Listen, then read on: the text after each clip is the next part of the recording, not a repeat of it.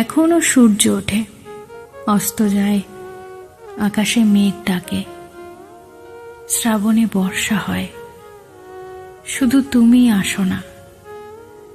এখনো তোমার জন্য রাত জেগে কবিতা লিখি, আনমনে হৃদয়ে তোমার ছবি আঁকি। হয়তো তুমি ভাবো সেটা আমার কল্পনা। এখনো আমার বক্ষ বিদীর্ণ করা রক্ত দিয়ে তোমাকে অসংখ্য চিঠি লিখি। তা তুমি জানতেও পারো না, তাতেই মলিন হয় আমার যাতনা। অবশেষে চিঠিগুলো একদিন কালের গভীরে যাবে হারিয়ে। আমিও একদিন চলে যাব মরণের সাথে হাত বাড়িয়ে। কেউ জানবে না আমার লেখা সেই চিঠিগুলোর কথা।